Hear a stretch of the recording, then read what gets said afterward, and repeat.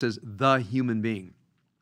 Now, as I just gave a little introduction last time, during the entire story of the Garden of Eden, the woman is called his woman, ishto, or ha-isha, the woman, not called Eve.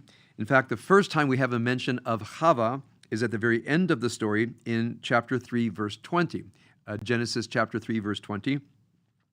In chapter 3, verse 20, it says, Vaikra ha-adam, the human being, called Shem Ishtu Chava. He called his wife Chava, ki hi haita em kol chai. He called her Chava, which is connected to the word chai, because she's the mother of all life. This seems to be out of place because she hasn't borne any children yet. So why would he call her Chava if she had not yet borne children? Which takes us to my topic for today. And this is really, if you've never really studied this before in the original and accepted what you're seeing, it's quite stunning. We're just going to read one line from the next chapter, and chapter 4, verse 1. Chapter 4, verse 1. Veha Adam, the human being, yada et Chava ishto, knew, and remember when we have the word yada, this takes us back to the Eitz Da'at, the tree of knowledge, but now we know that the Hebrew word da'at has a sense of sexuality. So do we rename the tree of knowledge at some level into the tree of sexual intercourse? It's fair because it says Adam, the human being, knew his wife. So again, we have to dispense with the idea that some kind of sapience or wisdom. It might mean sexual knowledge, and then we would have to expand sexual knowledge into some other philosophic dimension. That's for another time. I'll cover that at another session. And it says, Vatahar, and she became pregnant, Vatelet et Cain. So the name is Cain, not Cain, Cain. And it says, Vatomer, and she says, Kaniti ish et Adonai. Kaniti ish et Adonai.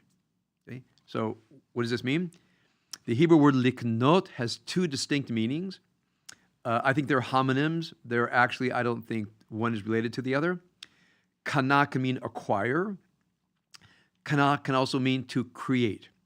For example, God is called Koneh Shamayim Va'aretz, the Koneh of the heavens and the earth, which does not mean acquired. Acquired from whom? So therefore, it must mean create. So if we're going to read this, I think just as the Hebrew said, what does Eve say? She says, I created a person with God. Hold that for a moment. She calls him Cain, Kaniti ish et Adonai. Now, the Hebrew word et can mean the accusative in Hebrew, which means performing action upon something. But in the Bible, the word et can mean with. I created a human being with God. Now, think about this for a moment. The idea that from her perspective, when the human beings has sexual intercourse with her, that does not make her pregnant, or it makes her pregnant only in an ancillary way. From her perspective, it is Adonai with whom she created Cain. So from her perspective, it makes her the mother of all life. That's why I think Genesis chapter 3, verse 20 actually goes here. She's the mother of life with God, and Ha-Adam has a very, very secondary role. Now, this gives us a whole different perspective on Cain, because Cain sees himself as not the son of Adam, but the son of God. The son of God and Chava, the son of God and life. Now, it's very interesting for me that of all the studies in Christianity of the Hebrew Bible, this is never mentioned as a prefiguration of Mary bearing Jesus with the help of God, not her husband Joseph, for good reason. Because Cain cannot be a prefiguration of Jesus, because of course Cain not only is the first human being, firstborn human being, he's the first human being to commit murder. So is there a connection between Chava, Eve saying, I created a person with God, and that person having such a strong sense of, I'll go ahead and call it entitlement, using our terminology today, that he couldn't stand it, that when his younger brother, Hevel, which means emptiness, futility, and vanity, outdoes him in seeking God's favor. So this is why my last word here is, I think it's well when we tell these stories, at least to ourselves, not to try to do it with everybody else, because no one will actually be able to follow what we're saying, not to call Adam, Adam, but to call Adam the human being, call Chava mother of life, call Cain created by God, and call Hevel futility. When you start seeing these words not as names, but as the Hebrew, what their meaning in Hebrew, we start to see profound mythological dimensions in them, and we'll reconstruct the narrative using what I'll call the Hebrew meanings of the words, not in the English where we just give them a name, but actually the Hebrew meanings that the name suggests. And we'll put all this together another time. This concludes my 10 minutes of Judaism 101. Glad I cleared that up for today. And now I'll move on for my talk for today. So my talk for today continues on the idea of wisdom. I want to take my talk last night just a little bit deeper. And so let me go ahead and talk about a few things I mentioned last night and take it to today. So what we have in our Torah portion, Vayakhel, is, as I said a little bit earlier, the aftermath of the molten calf incident. Yosh, my camera has frozen. I'm going to go ahead and keep talking. You can unfreeze the camera at your leisure. What we have in the molten calf incident is Moses, the Aseret HaDibrot, the Decalogue was spoken in Exodus 20. Moses has gone up the mountain. The people are at the bottom of the mountain for those 40 days. Moses comes down. The people go berserk. And with Aaron being something of an accomplice, build the molten calves. And the question is why? I shared one of my favorite interpretations in my Shabbat thought, and that's the interpretation. I'll repeat the little piece of midrash that I shared with you, and that as Moses is getting ready to speak the Aseret HaDibrot, the Decalogue, the people say, we can't stand to hear the entire Decalogue, just give us one verse. Moses begins to say the first verse, which is, I am Adonai, your God, who brought you out of Egypt, out of the house of bondage. They say, we can't even take an entire verse. Just give us the first word, Anochi, I. According to the Midrash, people say, we can't even take one word. Just give us one letter. Of course, the letter is silent, not not anything. The aleph is a placeholder for a vowel. So, as it were, in this Midrash, the divine only says the silent aleph, no sound whatsoever.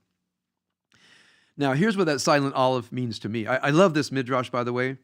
It has such profound mystical implications for us that when one thinks about divine speech, I'm one of those who proposes the idea of a propositionless divine. The divine does not, at its core, make propositions, give commandments, and so forth. I think human consciousness translates the divine presence into values and virtues and commandments and so forth. But ultimately, it's a silent aleph. And the silent aleph is ultimately mystical because the silent aleph includes all meanings and all no meanings, all being and all non-being. It includes your life, your death, this very moment. Everything is spoken to you. And I think when a mystic has that full experience of divine being and non-being, including our own being, our own non-being, our life, our death, everything together, I think some people, when they experience that, it is truly profound and overwhelming that your life, as it were, has been exposed before you. The depths of your soul has been exposed before you. The meaning of everything that cannot be articulated. It's as if meaning is presented into your being. It's fully poetic. It can't be expressed. And the best we can do, to the degree that we have any capacity to create poetry or art or anything, or just in our own thoughts, try to render it into something that we can hold on to. We try to create some kind of a handle, which I think what mystical language does. Mystical language gives us a handle so we can hold on to those deep mystical experiences. So try to imagine, at the core of human experience, at the core of human spirituality, at the core of religion, is the silent aleph. Now, I believe that if you experience the silent olive, take it into your soul, you breathe it into your soul, then that translates into some kind of wisdom, and the wisdom is, what must I do next? So for me, wisdom at its best translates into duty.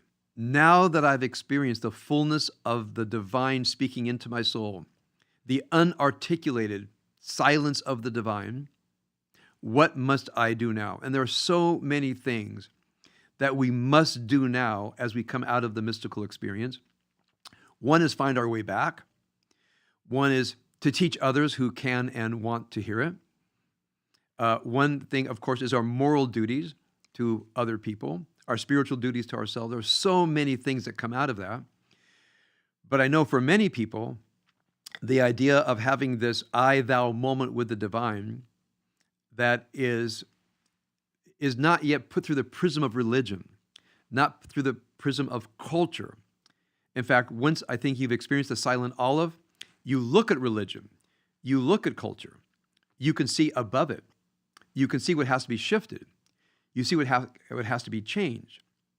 The idea that a person has this vertigo, that religion doesn't give the answers. In a way, what religion is petrified divine speech. It's divine speech that's actually turned into stone. I think also, culture. I mean, it's ways of doing things, but it's created by human beings for all kinds of reasons. But when you have this moment of the silent olive, you can see everything, and then you can say to yourself, does my religion need to change?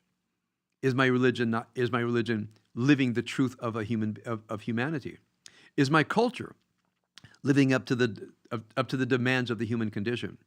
You look at yourself. Am I being the most true person I can be? Your relationships. You look at the way that you behave, that other people behave. Everything is brought into question. It's as if a standard has been downloaded into you, a standard that you can't fully articulate, but that you know is there. So when that, as it were, silent olive takes over our being, one thing that many people do is avoid. They actually can't stand it. They can't stand looking at themselves and saying, I'm living a lie. They can't stand to look at the things they're participating in life. And as overwhelming as society and culture can be, the idea that it is our responsibility to bring change, and not just bring change, but bring change with wisdom. How much wasted human energy can we imagine of people thought they needed to change things and they only made it worse? Why is it when people authentically want to bring change to society, to the world, they only make things worse? Because the impetus to change is greater than their wisdom to actually carry it through and to think about it. It's a profound thing that our motivations are not enough. We have to have wisdom as well. So I believe when I look at the terrible fights that happen in families, when I look at our national squabbles, when I think of the tragedies of history, I think so much of it is people avoiding their suffering, avoiding their hurt, avoiding their pain, letting it translate into hatred, letting it translate it into rigidity. And there are so many ways that we human beings lose our way because we can't stand the confrontation with meaning, the confrontation that meaning calls out to us and asks of us to live lives of truth. So I think of the molten calf incident I'm clearly philosophizing about. It's a breakdown. It's a breakdown of people avoiding the silent olive, because once the silent olive gets in your head, something in us wants to forget it. Something in us does not want to live loyal to that moment. In fact, I think when I come to the high holidays, I study all the literature of Teshuvah. One thing that comes to my mind constantly is I forgot my work. I forgot everything I did last year. I forgot the spiritual path that I've been on since I was a teenager. I remember when I first had a sense there's a spiritual path, I remember thinking to myself, I'm going to think about this every day. I will never forget this path. I will never forget how my inner life is constituted. And then I forget. Something in us wants us to forget. So for me, one of the functions of religion is to help me not forget what my life is about. I'll be truthful, I've said this many times. If it were not for the parts of our tradition, the calendar, the liturgy, the study of Torah, I would forget who I am. I would forget what I'm doing. The externality of religion helps me sustain my connection with my own internality. That's why we need the externalities, because we can forget our internal dimension. The people have this not just forgetting, but profound avoidance and resistance. So what happens in our Torah portion is once they have to build the Mishkan, try to imagine that all of that trying to escape the silent olive, they've now been given work. And the work they have to do, as is described here, is the craft work that Bezalel has had this image of the Mishkan, as it were, impressed into his soul. He can see every single part of it. He finds out who's gifted at what. And the people get busy with creating beauty and art, but remember, because they're trying to reflect something divine. Again, this is part of my theory of art, of great art. Great artists, whether they're poets or sculptors or musicians or dramatists, cinema, whatever, the greatest ones are like Bezalel. Some piece of the divine mystery has been ingested into their soul, and they have an urge that they don't fully understand to bring it out into the world. In fact, that's one thing when I took my first art class, the professor made the point, artists are sometimes the least reliable people to talk about their work because the work takes them over. They're not, as it were, art critics, they're artists. Now, maybe the gift of an art critic is to understand the inner workings of art and how it functions as art, but an artist is not an art critic. Critic in this sense, meaning to understand the inner workings of something and what makes it able to communicate something of the divine into our souls. I think that is the gift of a good critic, not criticizer, but someone who can understand the inner workings of a piece of art. So they are now creating art. And in my Shabbat thought, what I wrote is they got very, very quiet. No time for molten calves. All that energy to create a molten calf is now creating all of the elements of the Mishkan. They're very devoted to their work. They see the beauty coming out of when they take the raw material of nature under the guidance of Bezalel, and they create these things of beauty. They are called Chacham Lev, which means a skillful heart. The Hebrew word Chacham in this case means skillful. They're skillful that they can take, as it were, the raw, the unfinished, the natural beauty in and of itself, but turning into a humanly fabricated beauty. And the biblical theory of beauty comes through here, that beauty, in a sense, comes from the divine mind. It images itself into the human beings. We create this beautiful object, and something of ourself and the divine, you might say something like Eve and Cain, something of ourself and the divine has been created. Now, then for me comes the question, so what happened to these people? How could they be so devoted to creating the beauty of the Mishkan? And with this, we end the book of Exodus. And as we go into the subsequent narratives in Leviticus and Numbers, we see the perfidy. We see the treachery of the people. We see the rebelliousness. One story after another, for me, is stories of forgetting. Why do they forget? Why do they forget something of their human essence? Why do they forget that they are channels, that they are channeling divine mind into beauty? And for my talk for today, I just want to give one phrase.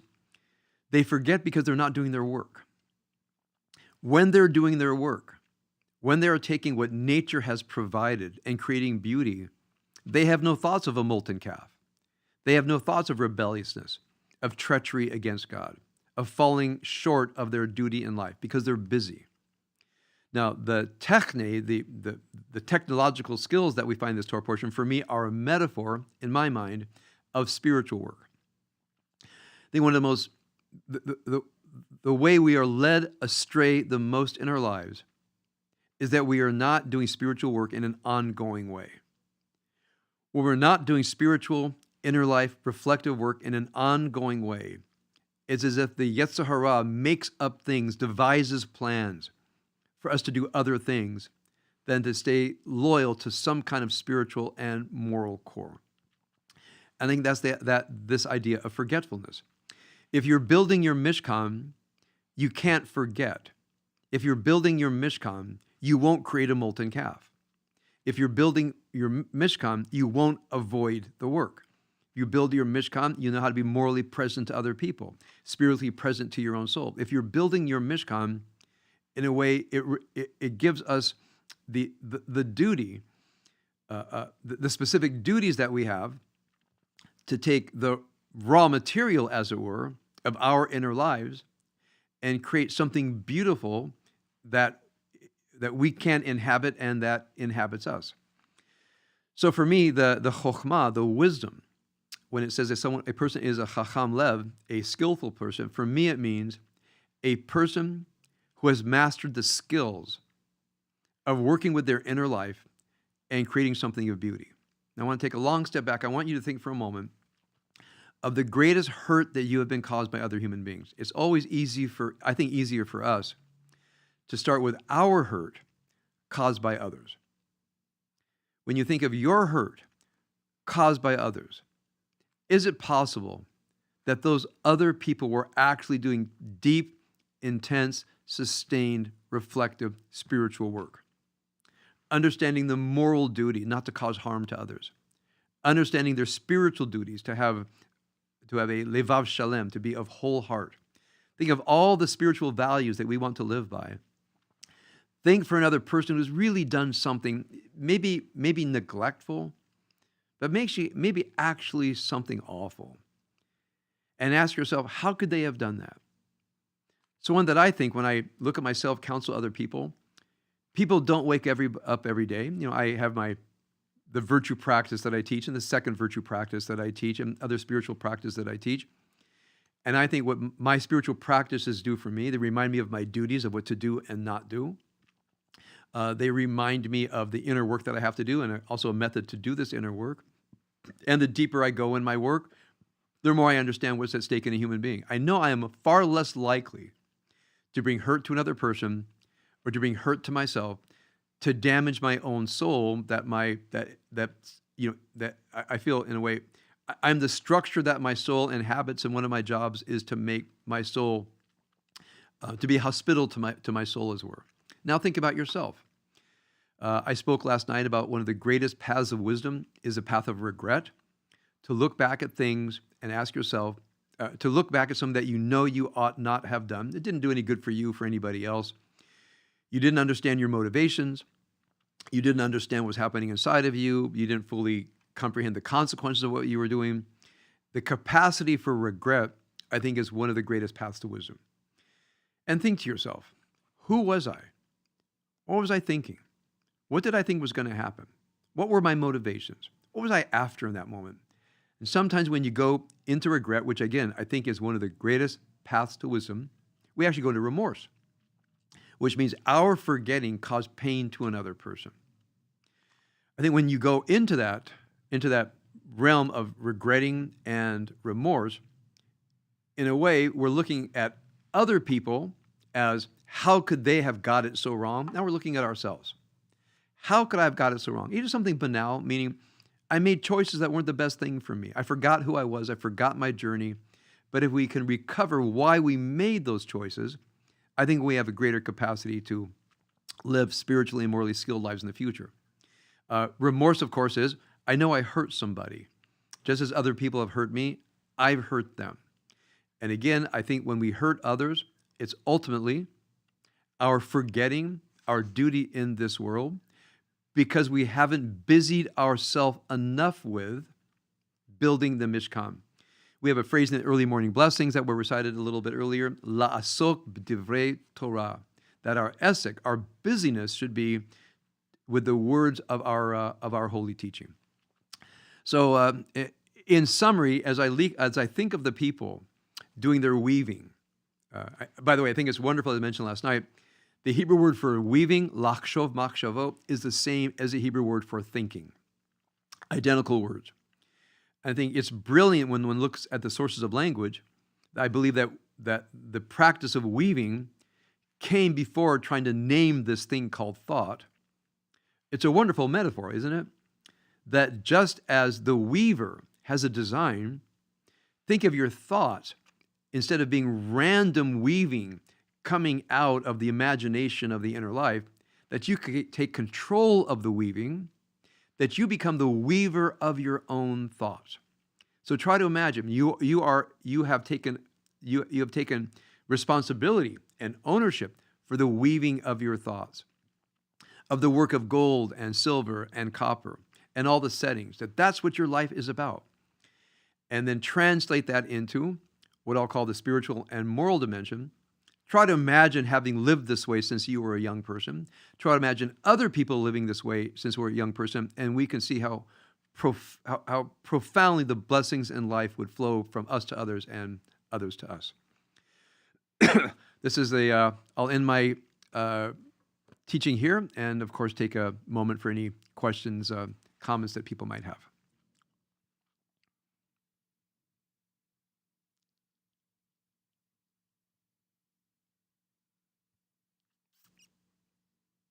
Okay, Randy, hey.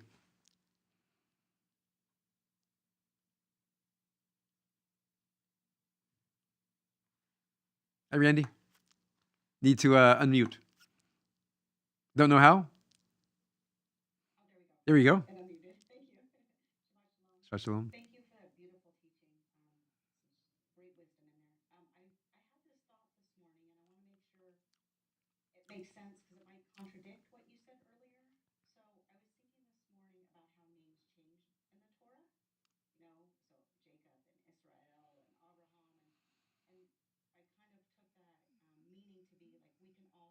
Mm-hmm. Mm-hmm.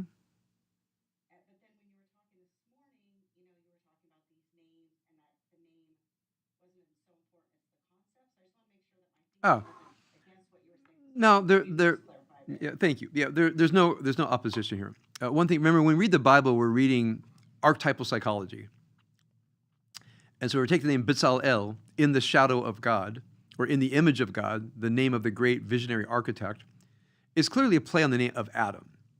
Because Adam is created, the human being is created, B'Tselem Elohim, in the image or shadow of the divine.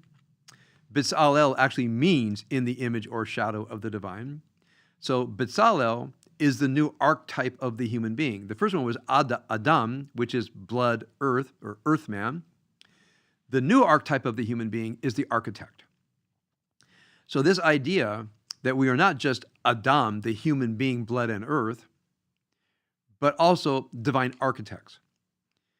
And then as divine architects, we are all endowed with chokhmah, tevuna, vedat, wisdom, especially the skill to transform nature, I'll say human nature, into something beautiful.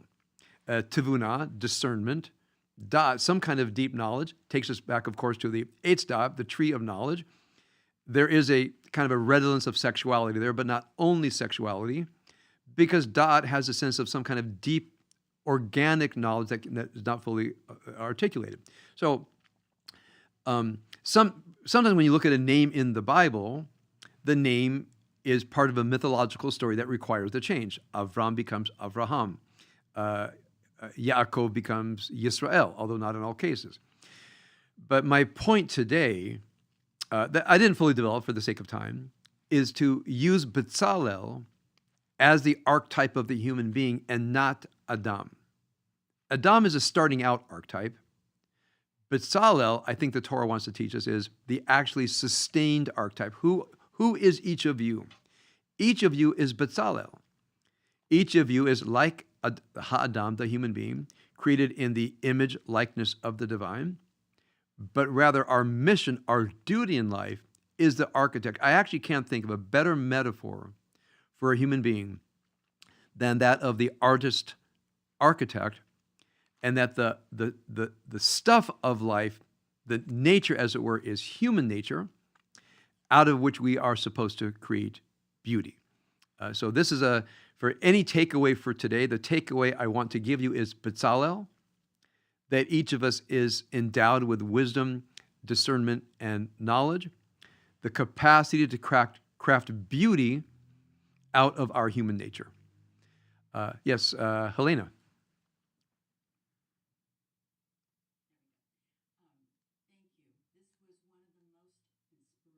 Thank you.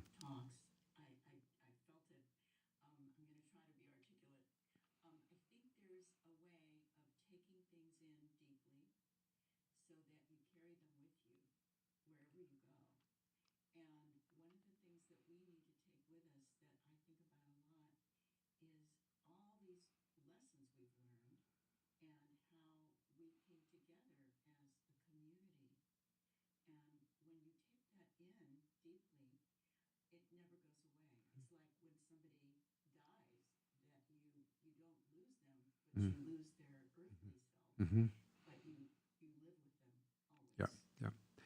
Thank you very much for that. So what question is, I'll translate it into my talk for today, is how do we remember? Meaning of all the great wisdom that we have, how do we remember? What works for me is constantly take the wisdom that I learn to try to make it skillful wisdom, which means take it from knowledge into something I can apply. And that is through archetypal metaphors. And the one I want to recommend today is if you can just memorize the word Bezalel. Just memorize that word. Look how Bezalel is discussed in Exodus chapter 31 and in Exodus chapter 35. Just very few verses. Wisdom, knowledge, discernment. That he can, as it were, he's filled with Ruach Elohim. He's filled with the Spirit of God. He knows how to take the potential in nature and from that create beauty and guide other people. Now, that's you. If there's one thing to take away from any of this, that's you. So every place you go, you are able to create beauty out of the moment. Now, one thing for me is I'll share one other thing that a constant reminder. I was about 17 years old down at the Long Beach Jewish Community Center, and a person was being honored as the Person of the Year at the Long Beach Jewish Community Center. They had the person's picture and the person's favorite quote. And the favorite quote was taken from one of Martin Buber's books, and he's, of course, taking a quote from somewhere else. I actually don't know the ultimate source. It says the following: treat each person you meet as if it is the Messiah waiting for some special act of kindness to reveal himself and bring salvation to the world. If it is the Messiah, you've saved the world. But if it's not the Messiah, what have you lost?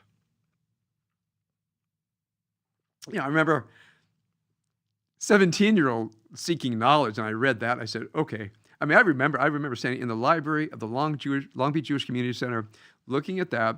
I read it so many times. I memorized the moment. I thought to myself, wow, what if this person I don't like, what if this really annoying person is the Messiah, hidden or trapped in an annoying self, and my job is to help the Messiah reveal the Messiah self? What if every person that annoys you, every person you don't like, there's a Mashiach hidden in there, trapped, and they need you to release their messianic energy, and you save the world? And if it's not the Messiah, what have you lost? Now, that I carry with me, everywhere I go. Almost the only place that I actually interact with a lot of people all the time, now that we don't have our building, is my jiu-jitsu studio. I'm back to training.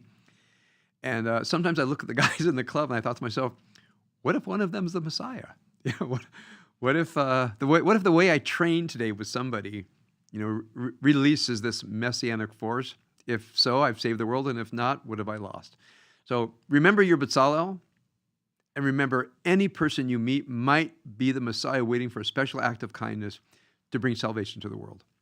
And maybe each of you, if you want to put in the chat, one phrase, one idea that is your, what they call a mikam vide, go with me always, accompany me always, your little phrase that reminds you who you are and what your duty in the world is. I think I have time for maybe one more question. Joy, you have a quick question or comment there?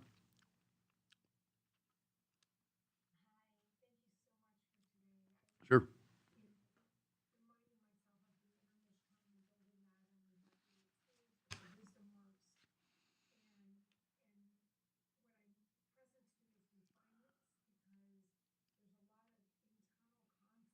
Mm. Yep. Okay. Thank you. The question of spiritual work and inner conflict. Last night, the question was, what happens when you reach the end of your knowledge? How do you go further? So it's similar to the question that was asked last night. So again, I want to share a memory with you. The religion department at USC was adjacent to the music department. And I would hear about things going on. I would just go around the corner, go in and listen to something. And a master's student was delivering over a musical thesis. And here it was. It was a very nice melody and suddenly something very discordant. I know nothing about music. All of you musicians know exactly what's going to happen next. So a discordant note or chord or something, very jarring. And then the music, as it were, integrated the discordant note and created something of beauty. It folded it in, and a new theme came out. And then they played that for about a minute, and then another jarring note.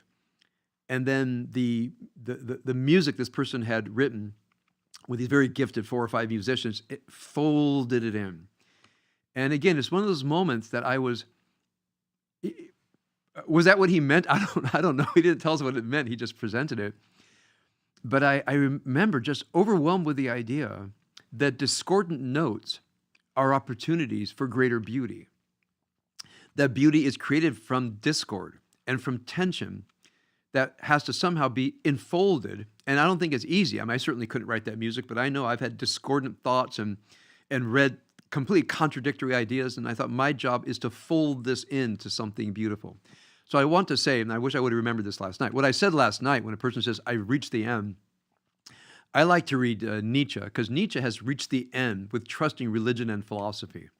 He said, it's not trustworthy. It presents itself as having complete whole knowledge, but it's stale knowledge. It's dogma. That if we actually want to use any kind of culture to move forward, we have to take responsibility and not rely on antiquated systems of thought, even as antiquated as just yesterday. So I still stand by that. But I want to add today, just this more artistic dimension, what do we do with inner discord? What do we do with even discord with another person under the right conditions? We create beauty from it. It's not easy. I mean, I can say it in something of a glib fashion. I don't want to pretend it's easy to create beauty out of inner discord, inner torment, inner suffering. But I've lived long enough to know that it is possible. I've worked with enough other people to know that it's possible. I just want to say to you is, don't let your discord paralyze you. Don't let regret and remorse paralyze you, because from regret and remorse can come great beauty. So going back to my original image for today, we are each Bezalel. We are each divine architects. We are endowed with chokhmah, tvuna, vedat, wisdom, knowledge, and understanding. We have the raw nature of the human condition that we can all refine into beauty. And my wish for all of us is that we do this work every single day, tenaciously, assiduously. It will only bring a blessing to yourself. It'll only bring a blessing to other people, and that we pray that other people do this. You know, so I'll end here. I've counseled a person who had a years-long, very troubled relationship, had a hard time getting out of it. He finally got out, and he said, I don't know who I was. How could I get there? How could I stay so long? We talked about that. He said, well, what do I do next? How do I know that anybody that I meet, how do I know that I'm not going to fall back into that? So I gave him some personal skills, but then I offered one thing. If you want to, don't be too weird about it. Ask them what their inner work is. What their inner work is that they do to maintain their, I'm thinking of the Hebrew word to do something be'emunah, not in belief, but in faithfulness. How do they stay faithful to their calling as a human being? Again, to an uninitiated person, it'll sound very weird. We'd have to find out a way to say it. From my perspective, if a person does not have a sustained path for reflection, for self-knowledge, for accountability, for awareness, if they're not doing those things, life feels kind of random. If they are living lives of self-examination, of awareness, of accountability, of duty, the primacy of creating goodness in human relationships, if they have a path, they're far less likely to create harm to themselves and to other people. So my prayer for all of us is, let's create our paths, from my perspective, paths rooted in the beauty of our tradition or some other great tradition, and take the gift of the path and live your life according to it. All right, I'm going to stop here. Avigal.